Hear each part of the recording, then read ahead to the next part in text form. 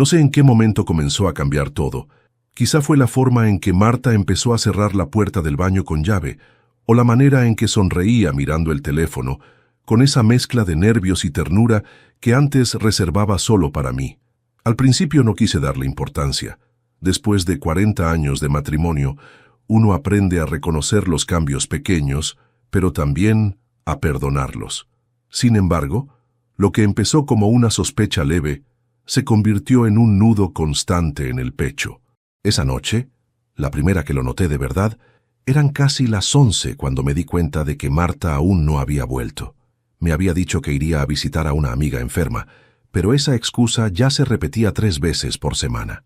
Me senté en el sillón del salón, la televisión encendida solo para hacer compañía, y esperé. Cuando por fin oí el motor de su coche en el garaje, el reloj marcaba las 3 de la madrugada. Entró con una sonrisa tranquila, fingiendo cansancio. Me besó la frente y dijo: «Pobre Clara, cada día está peor». No respondí. Su perfume era distinto, no el que solía usar. Me quedé despierto hasta el amanecer. En el silencio de la casa, el tic-tac del reloj sonaba como una burla. Mi mente me mostraba imágenes que no quería ver. Marta riendo con otro hombre, tomándole la mano, prometiéndole las mismas cosas que una vez me prometió a mí. Pero antes de continuar, me gustaría saber si te suscribiste al canal y si te gustó el video. Esto me ayuda a ver que me apoyas y disfrutas de mis historias. Ahora continuemos. Durante los días siguientes, traté de convencerme de que todo era producto de mi imaginación. Me repetía que estaba viejo, que la soledad me estaba jugando malas pasadas. Pero había algo que no podía ignorar: los mensajes que llegaban a su teléfono y que ella borraba inmediatamente, los sobres en el cajón del escritorio, con recibos de restaurantes que no conocía, y sobre todo, la distancia. Marta ya no me miraba como antes, no con desprecio, sino con una especie de compasión silenciosa, como si me viera marchitándome. Intenté hablar con ella una noche. Le pregunté si estaba bien, si algo le preocupaba. Me dijo que no, que simplemente necesitaba aire, que la rutina la estaba ahogando.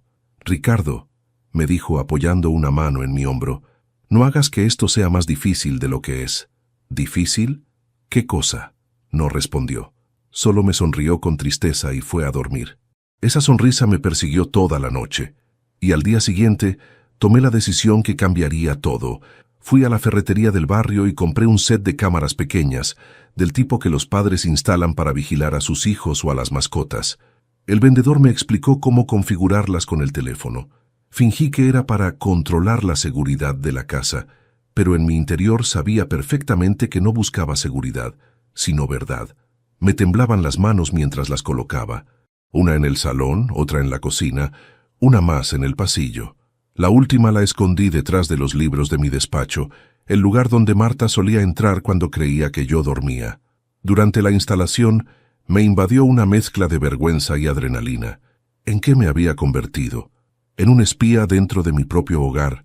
Pero a esas alturas, el amor ya no bastaba.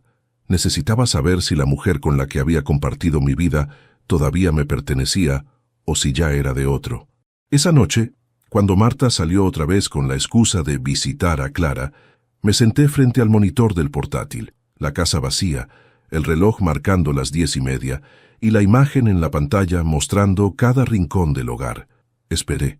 La ansiedad me consumía como un ácido. A medianoche el coche de Marta volvió a entrar al garaje. Caminó directo al baño, luego a la cocina. Todo normal. Preparó una infusión y se quedó mirando por la ventana unos minutos. Pensé que ahí terminaría todo. Pero entonces algo cambió.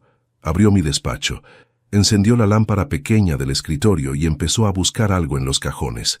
Vi cómo tomaba una caja de madera, mi caja, donde guardaba documentos personales, y la abría con una llave que yo creía perdida. Sacó los papeles, los miró con calma y los guardó en su bolso. No era una curiosa ni una esposa distraída. Era una mujer con un propósito. Apagué el monitor. No podía seguir mirando. El temblor en mis manos era tan fuerte que casi tiré el portátil al suelo. No dormí esa noche, ni la siguiente. Las imágenes se repetían una y otra vez en mi cabeza. Cada mirada suya, cada gesto, ahora tenía otro significado. y una sola pregunta se abría como una herida. ¿Qué más estaba escondiendo Marta? El día siguiente amaneció con una calma extraña, una calma que solo existe antes de una tormenta. Marta preparó el desayuno como si nada hubiera pasado. Pan tostado, café, su sonrisa de siempre. Yo la observaba en silencio, intentando encontrar alguna grieta en su fachada, algún indicio de que supiera que yo lo sabía. Pero no, su actuación era perfecta. Cuando me preguntó por qué tenía los ojos rojos, le dije que había dormido mal. Y no era mentira, no había pegado un ojo. Pasé toda la noche mirando esa grabación, una y otra vez, buscando detalles, señales, un motivo que me ayudara a entender. ¿Por qué había abierto mi caja? ¿Qué buscaba exactamente? ¿Por qué se llevó mis papeles de herencia? Nada tenía sentido. O quizás sí, y yo solo me negaba a verlo. Decidí no confrontarla todavía. Si algo había aprendido en mis 60 años de vida, era que la verdad no se grita, se demuestra. Así que esperé y observé. Durante los siguientes días, Marta siguió su rutina de siempre, pero ahora cada uno de sus gestos era un pequeño misterio. Cuando se maquillaba, pensaba, ¿para quién se arregla? Cuando salía a comprar me preguntaba, ¿a dónde va realmente? La desconfianza se volvió una sombra que me seguía a todas partes. Pero antes de continuar, me gustaría saber si te suscribiste al canal y si te gustó el video. Esto me ayuda a ver que me apoyas y disfrutas de mis historias. Ahora continuemos. Una noche, mientras ella dormía, revisé las grabaciones de toda la semana. En la mayoría no pasaba nada extraño. Cenas silenciosas, ella regando las plantas, el ruido lejano del televisor. Hasta que llegué al jueves. En la cámara del salón, alrededor de las 11, vi a Marta hablando por teléfono. Su tono era bajo, pero no podía confundir esa voz. Sí, él no sospecha, decía caminando en círculos. Está distraído como siempre. Se detuvo frente al espejo y se miró fijamente, como quien repasa un papel antes de una obra. No, todavía no. Tengo que asegurarme de que todo esté listo. No puedo arriesgarme. Mi pecho se apretó. No era solo una conversación inocente. Había algo planeado, algo grande. Pausé el video y la imagen se congeló en su rostro. Esa mujer no era mi esposa. Era una extraña que usaba su cara, su voz, sus gestos. Pero detrás de todo, había una intención que no podía entender. Decidí instalar una cámara más, esta vez en el garaje. Al día siguiente esperé a que saliera para hacerlo. Me movía con cautela, como un ladrón en mi propia casa. Coloqué la cámara justo detrás del estante de herramientas, enfocando el coche. Quería saber a dónde iba realmente por las noches. Esa misma noche, Marta salió de nuevo con su excusa habitual. Revisé el monitor en tiempo real. Primero la vi subir al coche. Luego se detuvo un momento y abrió la guantera. Sacó algo, una pistola pequeña envuelta en un pañuelo. Sentí que la sangre se me helaba. No podía creer lo que veía. ¿Para qué necesitaba un arma? Mi respiración se volvió irregular. Mi corazón latía tan rápido que pensé que iba a desmayarme. A la mañana siguiente, intenté comportarme con normalidad. Me preparé un café. Fingí leer el periódico. Marta llegó sonriente, con un ramo de flores. Las vi en el mercado y pensé en ti, me dijo. Sus palabras eran dulces, pero sus ojos no. Había algo oscuro en su mirada, algo nuevo. Y por primera vez sentí miedo. Pasé el día entero dudando entre dos opciones, enfrentarla o seguir observando. La primera era peligrosa, pero la segunda podía matarme por dentro. Decidí seguir el camino del silencio. Esa noche, antes de dormir, miré las cámaras otra vez. No había movimientos extraños hasta que escuché un golpe sordo proveniente del pasillo. Me levanté con cuidado y miré por la rendija de la puerta. Marta estaba despierta, con la luz del teléfono reflejándose en su rostro. Susurraba algo como si hablara con alguien. Sí, lo haré pronto. No te preocupes, todo estará bajo control. Volvió a guardar el teléfono y se metió a la cama. Yo fingí dormir. Pero en mi mente solo había una frase. Lo haré pronto. ¿Qué era eso que haría pronto? Al día siguiente, revisé otra vez el video del garaje. Quería confirmar si realmente había visto lo que creía. Y sí, la pistola seguía allí, guardada en la guantera. Decidí tomar una medida desesperada. Instalé una cámara oculta dentro del coche. Si Marta ocultaba algo, lo descubriría ahí. No fue fácil. Esperé a que se duchara y aproveché esos minutos. Mientras colocaba el pequeño dispositivo bajo el asiento del copiloto, sentí una punzada de culpa. Estaba violando la intimidad de la mujer que había amado toda mi vida. Pero el amor, cuando duele, deja de ser virtud y se vuelve fiebre. Y yo ardía de fiebre por la verdad. Esa noche no dormí. Esperé despierto hasta oír el coche arrancar.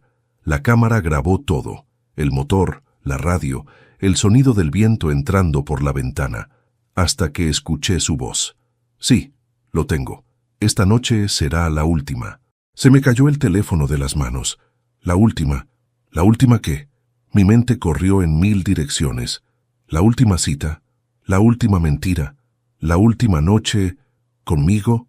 Me quedé allí, sentado, temblando frente a la pantalla, sabiendo que el hombre que era ya no existía. Solo quedaba un esposo roto, un anciano con el alma en carne viva, esperando que la cámara le mostrara si debía seguir amando o empezar a odiar. Amanecí con el estómago en un puño. La grabación del coche seguía guardada en el teléfono, pero no tuve valor de verla completa.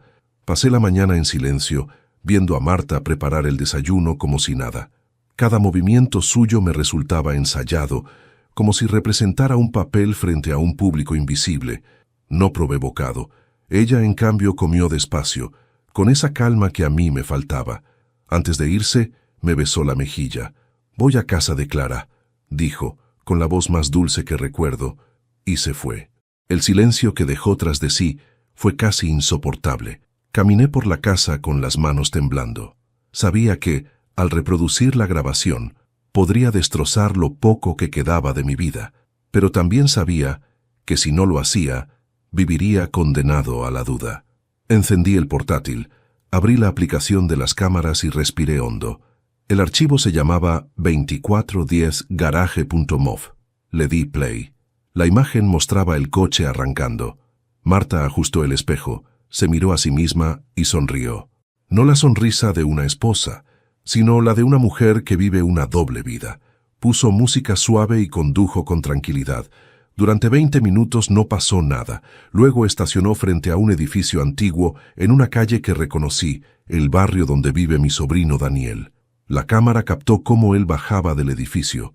Ella lo recibió con un abrazo largo, demasiado largo. Mi garganta se cerró. Lo vi abrir la puerta del coche y sentarse a su lado.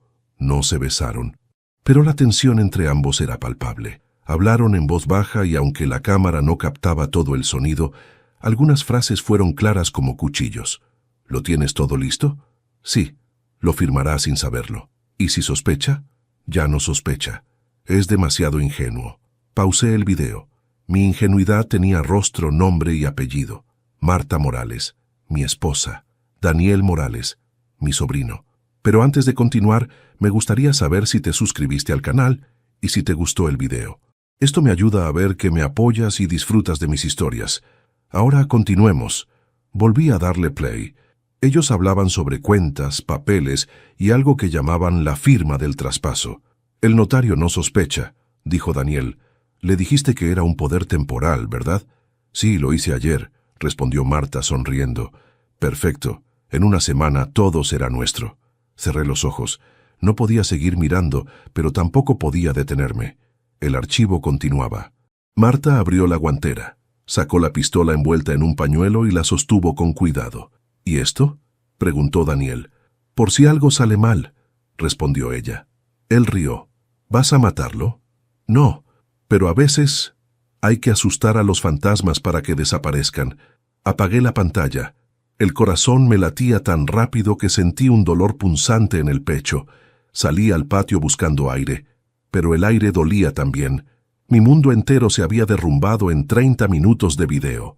La mujer con la que había compartido 40 años planeaba robarme. Y no lo hacía sola. Lo hacía con la sangre de mi sangre. Pasé el resto del día sin hablar con nadie. La tarde cayó sin que me diera cuenta. Me quedé sentado frente al ventanal, viendo cómo el cielo se apagaba, pensando que quizá la vida tiene una crueldad especial para los ingenuos. Cuando Marta regresó, su voz sonó igual que siempre. «Cariño, ¿cómo estuvo tu día?» «Tranquilo». Mentí. Hice unas reparaciones en el jardín. Ella asintió, me besó la frente y subió a ducharse.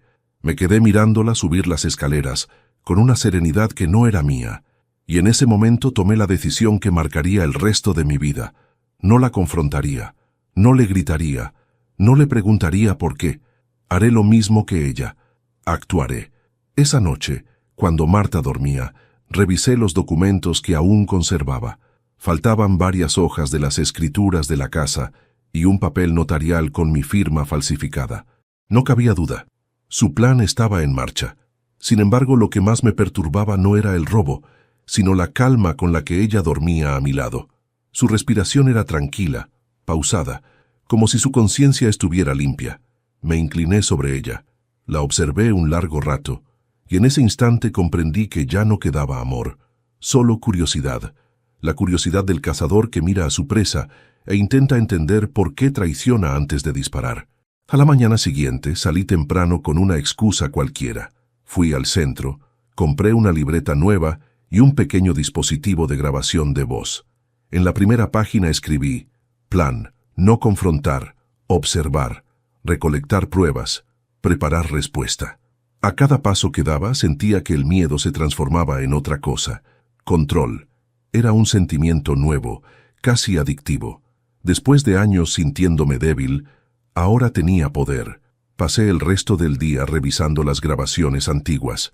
Vi detalles que antes se me habían escapado, llamadas a medianoche, sobres ocultos detrás del armario y una carpeta en su bolso que llevaba el logo de un bufete de abogados. Esa noche, mientras fingía dormir, oí cómo ella se levantaba y salía al pasillo. Esta vez no la seguí. Solo escuché pasos lentos, el sonido del teléfono, un susurro.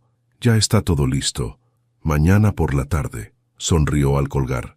Y sin saber que la cámara del pasillo grababa su rostro, murmuró: perdóname, Ricardo, pero no tengo otra opción. No sé si lo dijo por remordimiento o por costumbre. Lo único que sé es que en ese momento mi corazón se volvió piedra, y aunque no lo sabía aún, mi venganza acababa de comenzar. Cuando puse play esa mañana, su rostro apareció en la pantalla como si me devolviera un puñetazo. Marta, con la cara lavada y el pelo recogido, abrió la caja de madera que guardaba en mi despacho y extrajo el sobre con mi nombre. Lo abrió con manos expertas, como quien ha hecho eso 1000 veces. Leyó los papeles con la calma de quien repasa un contrato. Su frente apenas se fruncía. No hubo titubeos, solo decisiones. La grabación continuó y vi cómo colocaba ciertos documentos dentro de una carpeta negra.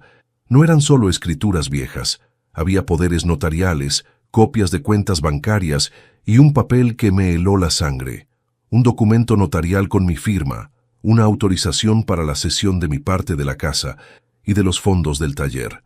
La firma imitaba mi trazo con una precisión que me hizo sentir ridículo por haber confiado tanto en la gente. Marta metió la carpeta en su bolso y acto seguido llamó a Daniel. Su tono cambió, del plan al detalle operativo. Me detuve en la palabra traspaso y la pausé hasta que la tinta seca del documento se mezcló con la rabia. No fue solo la traición sentimental la que me rompió, fue la traición práctica, la que mordía mis manos y mis recuerdos. Vi cómo Marta y Daniel discutían las cuentas, cómo hablaban de transferencias a una cuenta en el extranjero, de la complicidad de un notario que confiaba en ella. Vi gestos de complicidad, miradas cómplices, risas contenidas. Comprendí entonces que el robo estaba pensado con método: quitarme la casa, vender el taller, apropiarse de lo que había construido en 50 años. Y lo más amargo era la sensación de que yo era el último en saberlo. Pero antes de continuar, me gustaría saber si te suscribiste al canal y si te gustó el video. Esto me ayuda a ver que me apoyas y disfrutas de mis historias. Ahora, continuemos. La grabación siguió. Marta y Daniel quedaron en verse en un despacho de la ciudad al día siguiente con un notario. En la cámara del garaje, vi cómo ella recogía la pistola del asiento, la guardaba en el bolso y cerraba el coche con llave. Luego pasó por el parque donde se encontraría con mi sobrino. Le habían dicho que no tuviera prisa y que mostrara calma. Todo parecía tan planificado que la traición dejó de ser personal para volverse una maquinaria. Empecé a rebobinar, a buscar errores, rastros que me dieran una excusa para creer que no era verdad. Busqué en su mirada una debilidad, una duda. Encontré solo determinación y, en ocasiones, miedo. Recordé las veces que nos sentamos a la mesa callando problemas. Recordé sus miradas hacia la ventana, como si soñara con otra vida. Y entonces me invadió una comprensión que dolía. Marta no solo quería escapar de mí, también quería escapar de la pobreza, del hastío, de la sensación de haber desperdiciado su juventud. Eso no la justificaba, pero explicaba parte de su frialdad. Empecé a rastrear los nombres que había oído en el video. Daniel, el notario, una firma electrónica a nombre de P. Herrera, que no reconocí, todos atuendos de legitimidad. Tenía ante mí la prueba de que mi matrimonio había sido un teatro donde yo interpreté hasta el último acto sin saber el libreto. La furia me hizo ver con claridad una cosa: no podía permitir que el despojo se consumara. No solo por el valor económico, por mi dignidad, por el legado de mi padre en el taller, por la memoria de esas manos que me enseñaron a lijar la madera. Esa tarde llamé a un viejo amigo, Ramón, abogado jubilado que había sido compañero de mi cuñado. Con voz templada y sin detalles innecesarios, le conté lo que había encontrado. Él enmudeció un instante y luego dijo: «No actúes deprisa. Hay dos caminos, el del ruido y el del cerco. Si vas a pelear, hazlo con la cuidadosa precisión de quien no se puede permitir un error». Sentí alivio. Al fin alguien me hablaba con tablero. Mientras hablaba con Ramón, pensé en la pistola. ¿Por qué la necesitaba Marta? ¿Era solo para intimidar o había algo más oscuro? Revisé la grabación otra vez y vi a Daniel bromear con el arma como quien juega con fuego. Aquello me recordó que estaba rodeado de gente capaz de cruzar líneas. No podía confiar en nadie de la familia, ni en rituales ni en gestos. Decidí entonces preparar mi contraataque en silencio. No quería gritos en la calle, ni escenas que dejaran a mis nietos con recuerdos de humillación. Quería que la ley y la astucia hicieran el trabajo. Ramón me ayudó a preparar documentos que blindaran temporalmente mis cuentas y a colocar señales que dificultaran la operación, notificaciones a bancos, cartas enviadas a registros notariales donde dejaba constancia de gestiones pendientes y donde sutilmente pedía que no se procesaran traspasos sin mi comparecencia. No era una trampa heroica, era un muro administrativo que compraría tiempo. Esa noche instalé una cámara adicional dentro del cuarto donde guardaba la caja de madera. La escondí en el flexo de la lámpara y la conecté a un servidor encriptado. Quería ver todo, desde el primer movimiento de Marta hasta la firma ante el notario. Quería que cada paso que ella diera quedara registrado, no por morbo, por protección, por una necesidad primaria de recuperar lo que era mío. Mientras trabajaba, me detuve un momento y observé mi reflejo en la pantalla. Veía a un hombre de 61 años con el ceño marcado, pero con ojos encendidos. Había en mí algo que no reconocía, una calma afilada, fría como una hoja. Me prometí no ser el hombre que se desmoronara ante la traición. Me prometí, en voz baja, que los planteamientos de Marta y Daniel no quedaría sin respuesta. Antes de dormir escribí en mi libreta: no confrontar hoy, recolectar, proteger, esperar. Si la justicia no actúa rápido, actuaremos con la ley en la mano. Cerré la libreta y apagué la luz. La casa olía a café frío y a mentiras, pero por primera vez desde que descubrí la traición, sentí algo parecido al control. Mi venganza no sería un acto de furia, sería lenta, meticulosa, y se basaría en lo que más temía Marta, la exposición. Y si el precio de recuperar mi vida era mostrar en público la verdad, así sería. Pero antes debía reunir pruebas irrefutables, y sabía que las cámaras, silenciosas y fieles, serían mis mejores aliadas. La revelación del video me dejó con el alma rasgada. Pasé el día caminando por la casa sin rumbo, tocando objetos, preguntándome si mis manos eran las mismas que levantaron serruchos y clavos durante 50 años. Mi nieta vino a visitarme. Le hice chocolate y le leí un cuento con voz temblorosa, mientras por dentro todo se desmoronaba. Intenté mantener la compostura por ellos, por el apellido, por la vida que aún debía proteger. No actué de inmediato. Marta y Daniel habían montado un plan limpio y necesitaba algo que los atara sin escape. Hablé con Ramón.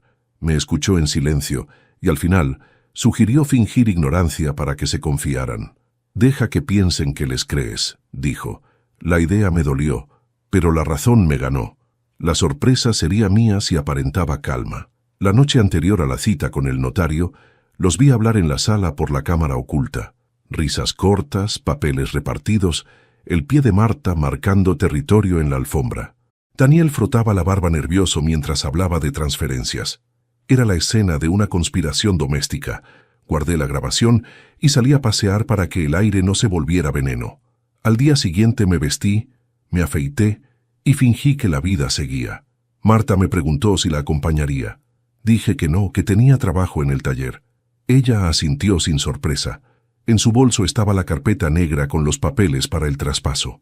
Iba a firmar ante un notario cómplice. Sabía que si la confrontaba allí corría el riesgo de que destruyeran pruebas. Preparé una red de seguridad. Hablé con Clara y le envié fragmentos de las grabaciones.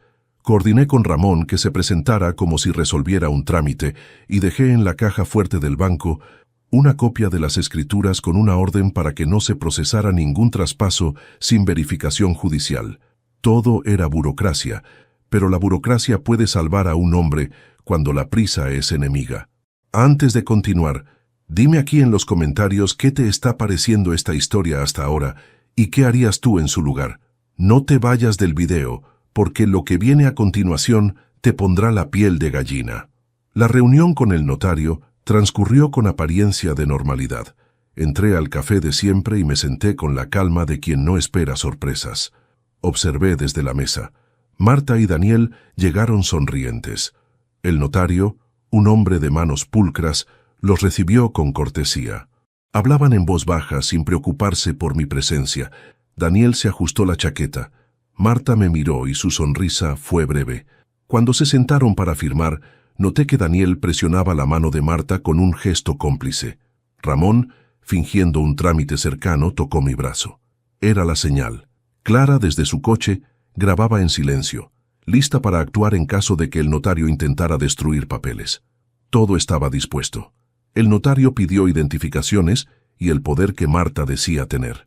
Ella sacó la carpeta negra con triunfo. Daniel presentó una copia del documento que acreditaba la cesión temporal de poderes. En el instante en que el notario acercó la pluma, Ramón hizo una llamada de rutina al registro de la propiedad. El notario, sorprendido, pidió aplazar la firma hasta resolver una duda administrativa. Marta frunció el ceño. Ante la demora, intentó negociar. «Es solo un trámite», dijo, pero la voz le tembló. El notario revisó su ordenador. Fue entonces cuando Clara, sin hacer ruido, se acercó y entregó una carpeta con correos en los que el notario aparecía recibiendo instrucciones y transferencias. El hombre de gafas quedó pálido. Marta se levantó con furia contenida. Sus manos temblaron. Daniel trató de calmarla, pero la tensión ya estaba servida. Desde la mesa sentí una mezcla de triunfo y pena. No había gozo en mi victoria, solo la fría constancia de que la traición había sido real y planificada. Al salir del notario, Marta me miró con ira y sorpresa. «¿Cómo te atreves?», murmuró. Caminé a su lado con pasos lentos. La estrategia no había terminado. Iba a documentar cada reacción, cada llamada, cada gesto. La exposición pública podía herirla más que cualquier castigo físico. Esa noche, Marta dejó la carpeta sobre la mesa y subió a la habitación sin mirarme. Apagué el portátil con cuidado. En la pantalla quedaron las imágenes como testigos mudos. Me serví un trago de whisky viejo y lo sostuve como un talismán. El traidor era Marta. La traición llevaba la cara de la persona que había compartido mis días. Dormí apenas. Al cerrar los ojos, supe que mi venganza sería fría y precisa, ejecutada con la ley y la evidencia como aliados. No permitiría que mis nietos recordaran humillaciones por mi culpa. Cada paso siguiente debía ser calculado. El tablero estaba dispuesto y las piezas en su lugar. Recordé a mi padre en el taller. Él decía que una pieza bien hecha resiste el tiempo porque quien la trabaja no se apresura. Me aferré a esa enseñanza. Empecé a juntar pruebas con un método ordenado, fotografiar recibos, anotar horarios, copiar mensajes y hacer respaldos en memorias USB que escondí en varios rincones. Programé alertas en el correo para detectar actividad en los registros notariales y llamé a un viejo amigo del banco, pidiéndole discreción para que cualquier orden de traspaso quedara en revisión. Por la tarde fabriqué un juguete de madera para mi nieta. Mientras lijaba y ensamblaba, sus ojos brillaban de curiosidad y eso me dio fuerza. Ella no tenía por qué cargar con la vergüenza de los adultos. Su sonrisa era un recordatorio de lo que merecía proteger, la dignidad de mi familia y el recuerdo honesto de mi trabajo. Esa noche revisé las cámaras otra vez, asegurándome de que nada quedara fuera de registro. Mi paciencia, pensé, sería mi arma más justa, y no fallaría jamás. Esa noche decidí convertirme en un espectador de mi propia vida. Fingí dormir, respirando despacio, con la espalda hacia Marta. Escuchaba cada movimiento, el roce de las sábanas, el leve crujir del piso cuando se levantó, la puerta del baño abriéndose. Esperé unos segundos, abrí apenas un ojo y vi la silueta de mi esposa caminando hacia el pasillo con el teléfono pegado al oído. «Sí, mañana mismo», susurró. «Ya está casi hecho». No, él no sospecha nada. Mi corazón golpeaba como si fuera a delatarme. Apreté los dientes y contuve el impulso de levantarme. La vi desaparecer entre las sombras del pasillo. Apenas cerró la puerta del dormitorio, me levanté. Encendí el monitor del portátil que conectaba las cámaras. La imagen del pasillo apareció con luz tenue. Marta hablando en voz baja, sosteniendo el teléfono con ambas manos, mirando hacia la habitación como si temiera que yo pudiera oírla. «Tranquilo», decía al interlocutor, «la firma se hará el viernes». Después de eso, él se detuvo. Agudicé el oído. «Sí, no quedará ningún problema». Una pausa larga. «No te preocupes, Daniel. Lo tengo todo bajo control». Mi sangre se volvió hielo. Cerré el portátil con un clic suave. Volví a la cama y fingí dormir antes de que ella regresara. Cuando lo hizo, su respiración era distinta, más rápida, entrecortada. Se acostó sin tocarme, como si no soportara mi cercanía. Y yo, con los ojos cerrados, supe que ella creía haber ganado. Pero antes de continuar, me gustaría saber si te suscribiste al canal y si te gustó el video. Esto me ayuda a ver que me apoyas y disfrutas de mis historias. Ahora continuemos. A la mañana siguiente todo era normalidad fingida. El olor del café, la radio sonando con noticias triviales, el tintinear de la cuchara en la taza. «¿Dormiste bien?», preguntó. «Como un tronco». Mentí. Ella sonrió y bebió su café sin levantar la vista. Si no la hubiera visto la noche anterior, habría jurado que era la misma mujer con la que me casé hace 40 años. Después del desayuno se fue a visitar a Clara. Yo esperé 10 minutos y salí detrás. No para seguirla en persona, no quería arriesgarme, sino para revisar las cámaras. El auto había salido del garaje y en la grabación pude ver el bolso abierto con la carpeta negra dentro. Había aprendido a leer los gestos de Marta. Cuando estaba nerviosa, se tocaba el cuello 3 veces, en secuencia. En esa imagen lo hizo. Pasé el día entero sin poder concentrarme. Tenía que mantener la calma. Ramón me había dicho que la mejor trampa es la paciencia. Así que fingí ser el mismo hombre de siempre. Por la tarde, ella regresó y me abrazó. Ese gesto fue peor que cualquier golpe. Esa noche, antes de dormir, pensé en las veces que ella me cuidó en mis enfermedades, en cómo celebrábamos los cumpleaños de los nietos, en los viajes a la sierra. Todo eso parecía un sueño lejano. En su lugar quedaba una realidad fría. La mujer que dormía a mi lado quería destruirme. Durante los siguientes días me convertí en un actor.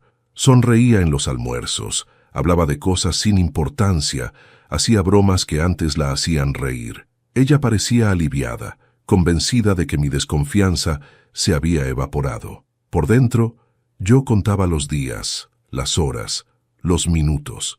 Cada noche revisaba las grabaciones y tomaba notas en mi libreta. Llamada nocturna, 23:47. Mismo número. Reunión confirmada para viernes. Daniel mencionó el cheque de la venta. Buscar vínculo notarial. Todo estaba registrado, incluso su respiración. La madrugada del jueves, faltando solo un día para la firma, oí pasos de nuevo. Esta vez no encendí el monitor. La dejé hacer. Quería que creyera que todo seguía igual. Escuché la puerta del garaje y el sonido del coche encendiéndose. La cámara del garaje mostró la escena en blanco y negro. Marta guardando algo en el maletero. Amplié la imagen. Era una caja de madera, la misma donde guardaba la pistola. No sabía si planeaba usarla o simplemente protegerse, pero comprendí que el juego había pasado a otro nivel. Llamé a Ramón a las 3 de la madrugada. «Mañana lo harán», le dije. «¿Tienes todo grabado?» «Sí». «Entonces espera. No los confrontes todavía. No los detengas antes de que firmen. ¿Y si intentan hacerme daño?» «No lo harán si piensan que no sabes nada». Colgué. Me senté en el borde de la cama. Miré a Marta dormir, ajena, tranquila. Por primera vez en años, sentí lástima por ella. Y también por mí. A la mañana siguiente preparé mi café con las manos firmes. Marta bajó elegante, vestida mejor que de costumbre. «¿A dónde vas tan temprano?», pregunté. «Tengo una reunión», respondió sin mirarme. «¿Con Clara?» «Sí, claro. Con Clara». Le sonreí. «Mándale mis saludos». Cuando salió respiré hondo. El día había llegado. Abrí mi libreta y escribí la última línea antes de cerrar la tapa. Hoy termina su mentira. Mañana empieza mi verdad. Aquel viernes fue el día más largo de mi vida. El sol parecía moverse más despacio. Cada llamada del teléfono me hacía saltar del asiento. Sabía que ella iba al notario, que Daniel la esperaba, que Ramón estaría allí fingiendo ser un asesor de trámites. Y sabía, por primera vez en semanas, que el desenlace ya no dependía de mis emociones, sino de mis pruebas. Me quedé sentado en el taller, oliendo la madera recién cortada. Pensé en lo irónico que era. La madera no miente, pero las personas sí. La madera cruje, se deforma, pero jamás engaña. Quizá por eso siempre la amé más que a muchas personas. A las 5 en punto, recibí un mensaje de Ramón. «Listo. Firmaron. Todo grabado. Espera mi llamada». Apoyé la espalda contra la pared y cerré los ojos. La trampa había funcionado.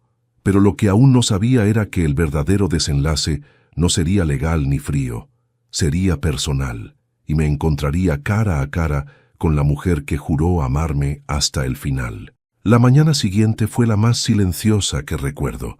Ni los pájaros parecían cantar, como si el mundo supiera que algo estaba a punto de romperse. Marta no volvió a casa esa noche, y aunque su ausencia podría haberme destrozado en otro tiempo, esta vez fue diferente. No sentí dolor, solo una calma calculada, la calma de quien sabe que el juego terminó y ahora es su turno de mover las piezas. Pasé horas revisando las grabaciones del día anterior. En una se veía claramente cómo ella y Daniel firmaban los documentos ante el notario. Ramón, con la precisión de un cirujano, registró cada detalle con su teléfono oculto. Los gestos, las risas, el apretón de manos. Todo estaba allí, evidencias irrefutables. Pero no bastaba con mostrarlas. Quería que las sintieran. Esa mañana preparé café y me senté frente a la ventana. La luz del sol entraba filtrada por las cortinas y me recordó la época en que Marta y yo recién nos habíamos casado. Ella solía sentarse frente a mí, descalza, leyendo cartas viejas. Solía decir que la confianza era lo único que no debía romperse jamás. Sonreí ante la ironía. Pero antes de continuar, me gustaría saber si te suscribiste al canal y si te gustó el video. Esto me ayuda a ver que me apoyas y disfrutas de mis historias. Ahora continuemos. A las 9 llamé a Ramón. «Tengo todo lo que necesito», le dije. «Entonces, ¿vas a denunciar?» «No, todavía no». «¿Qué piensas hacer?» «Voy a darles una lección, una que nunca olviden». Ramón guardó silencio unos segundos. «Ricardo, ten cuidado. No dejes que la ira te robe el alma». «No es ira, Ramón», respondí. «Es justicia». Colgué y me puse manos a la obra. Pasé el resto del día en el taller, grabando videos, escribiendo cartas y preparando un pequeño dispositivo con todas las pruebas. Copié las grabaciones en varias memorias USB, una para la policía, otra para la prensa local y una más para Marta y Daniel. En la portada escribí: «Para cuando crean que ganaron». Luego fui al banco y confirmé que mis cuentas y propiedades estaban a salvo. Ramón había logrado detener todo trámite sospechoso. En otras palabras, Marta había firmado papeles sin valor. El golpe perfecto no era gritar la traición, era dejar que ellos creyeran que habían triunfado. Cuando regresé a casa, Marta ya estaba allí. Me recibió en el comedor, vestida de blanco, con una serenidad que me repugnó.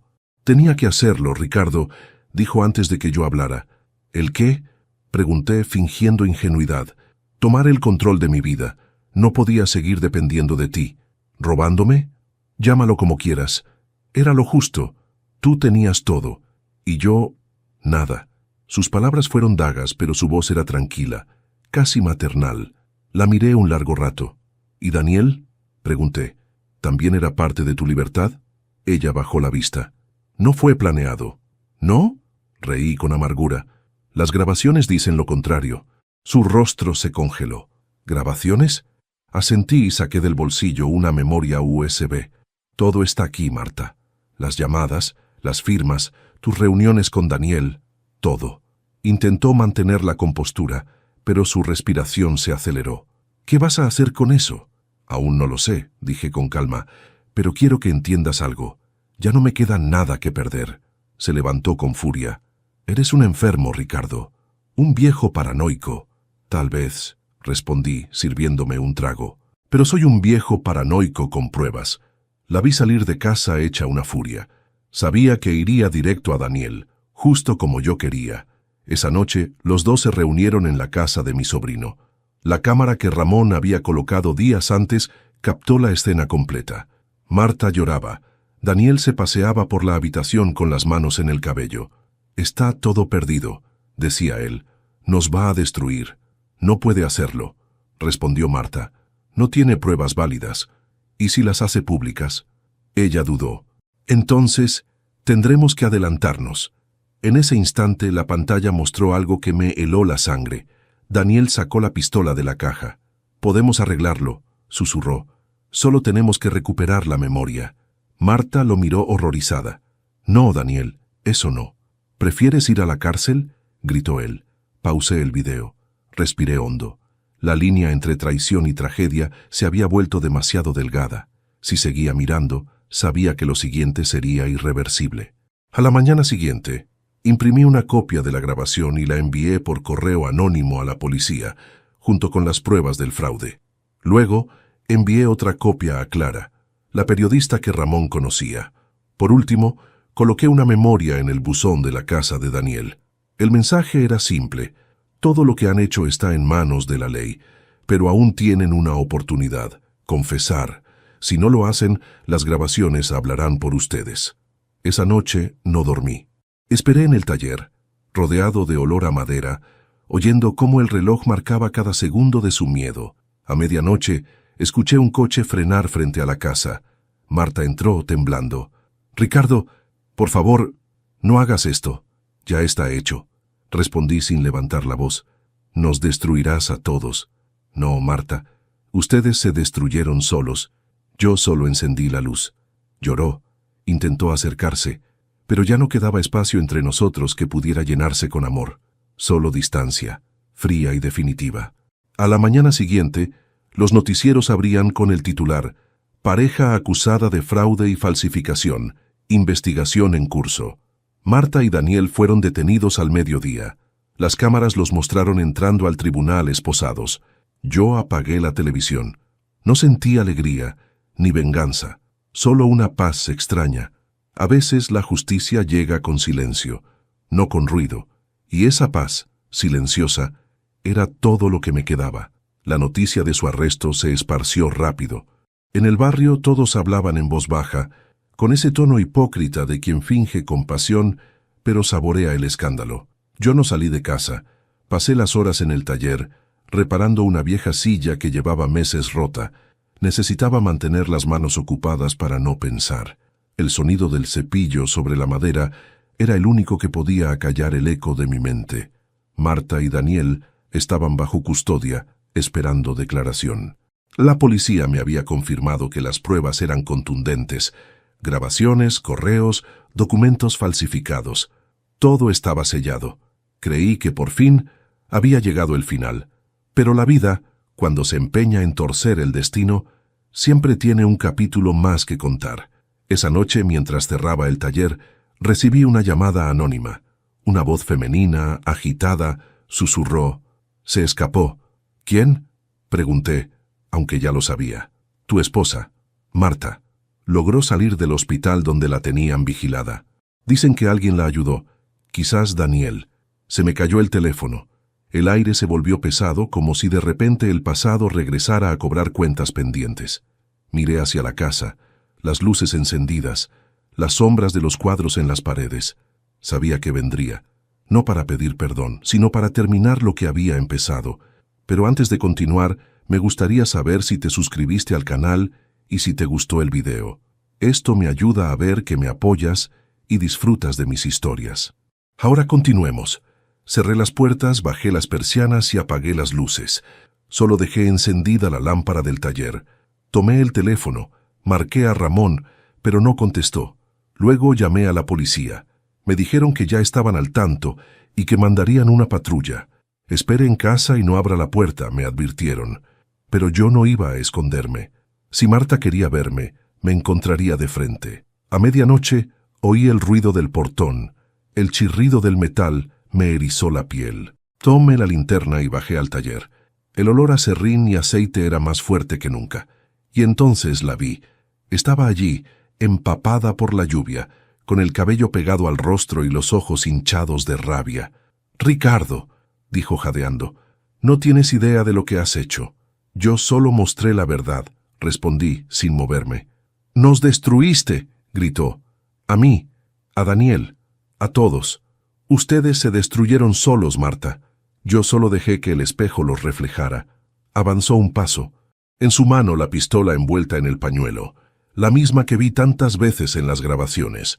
«No voy a lastimarte», dijo, con una voz que no le pertenecía, «pero necesito que me devuelvas las pruebas.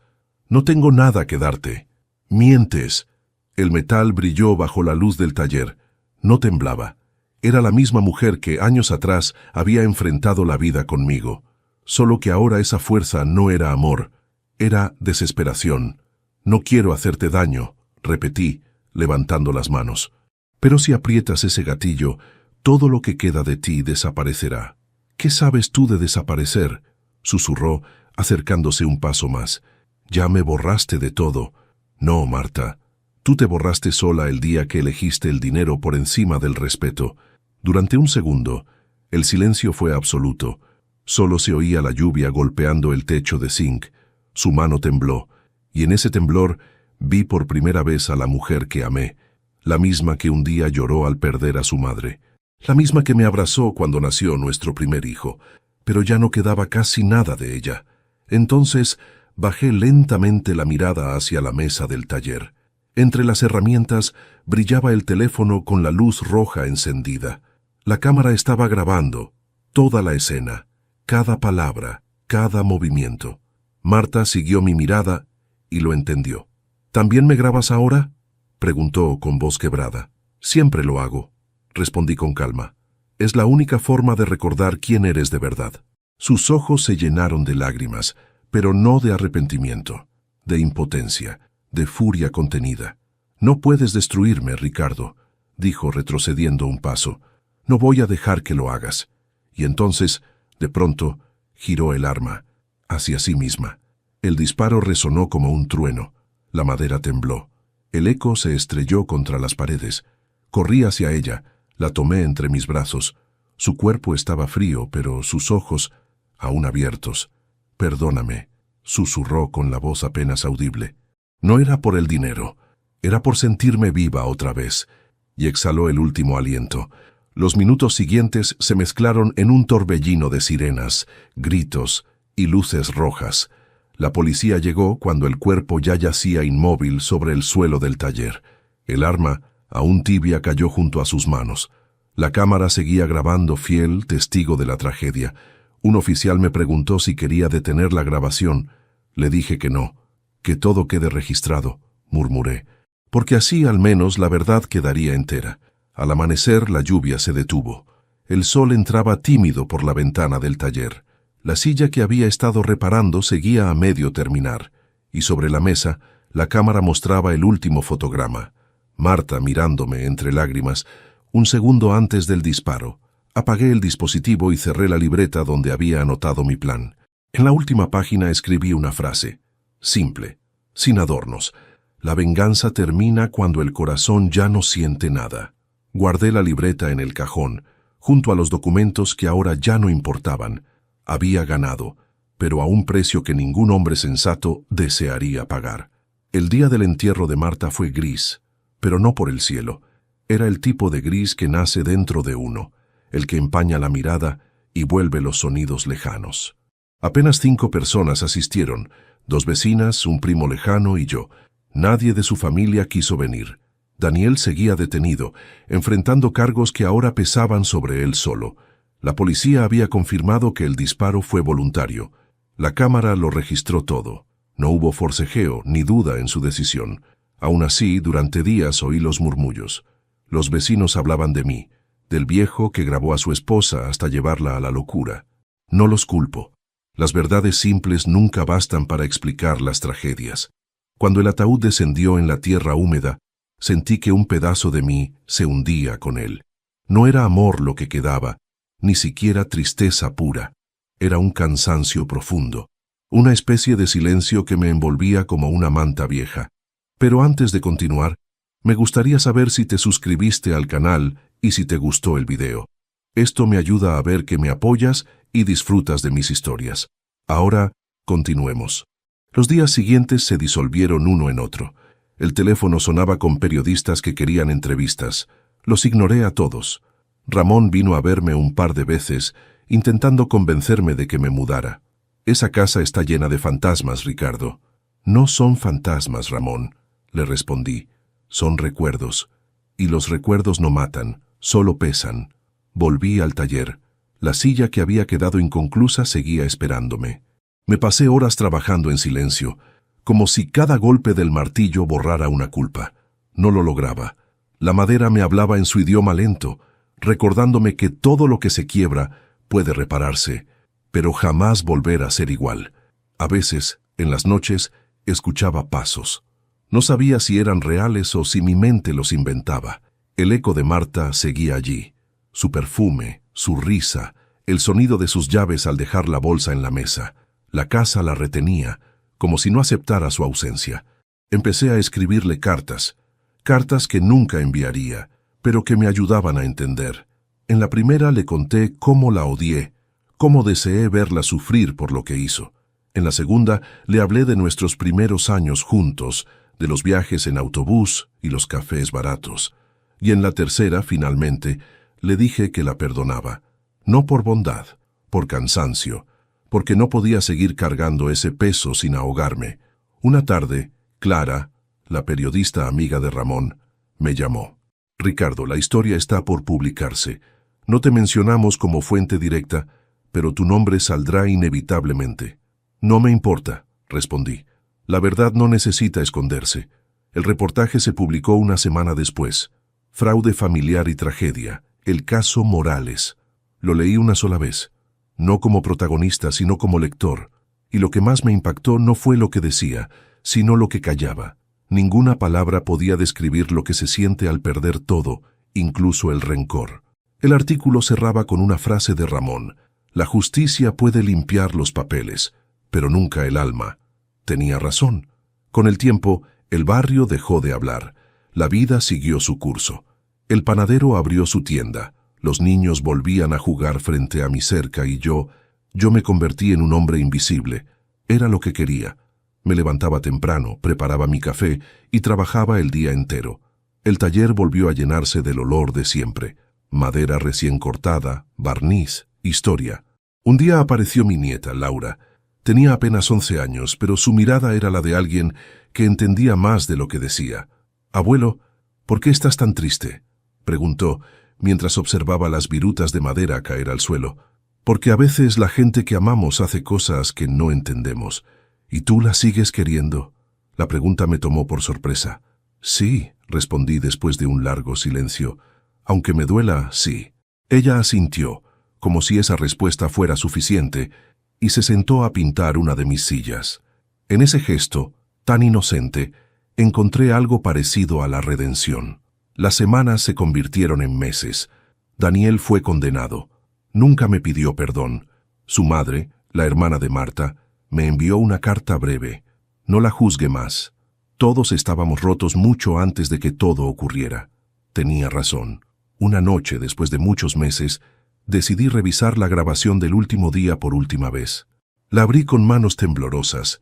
Allí estaba Marta bajo la lluvia, con los ojos llenos de fuego. Pero esta vez no la vi como una enemiga, sino como una mujer que se perdió buscando algo que el mundo ya no le ofrecía.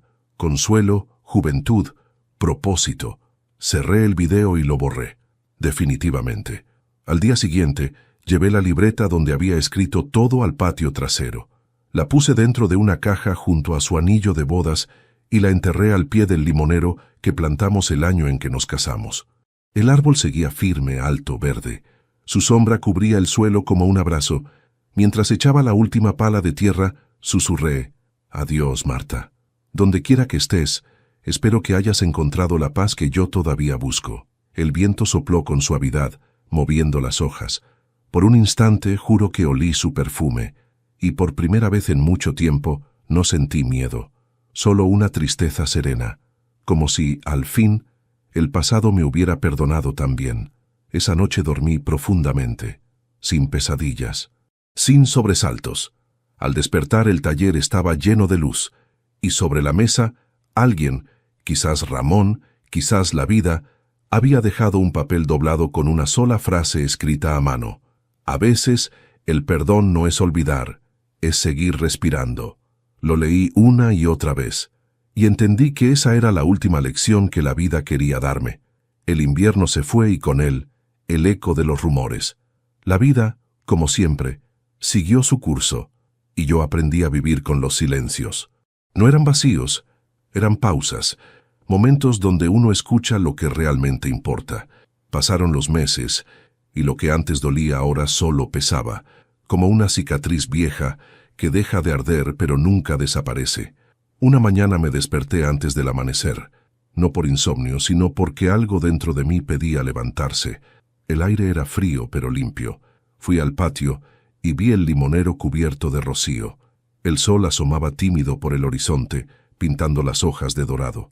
Sentí un impulso que no supe explicar. Era hora de cerrar el círculo. Entré al taller. El olor a madera me recibió como un viejo amigo. Encendí la lámpara y observé la silla que llevaba meses sin terminar, la misma en la que trabajaba el día que todo cambió. Tomé las herramientas y comencé a lijar los bordes con paciencia, dejando que cada movimiento limpiara un recuerdo. Durante horas trabajé sin parar. Cuando terminé, la silla estaba perfecta. Pasé la mano por el respaldo y sonreí. No era una silla cualquiera, era la silla. Pero antes de continuar, me gustaría saber si te suscribiste al canal y si te gustó el video. Esto me ayuda a ver que me apoyas y disfrutas de mis historias. Ahora, continuemos.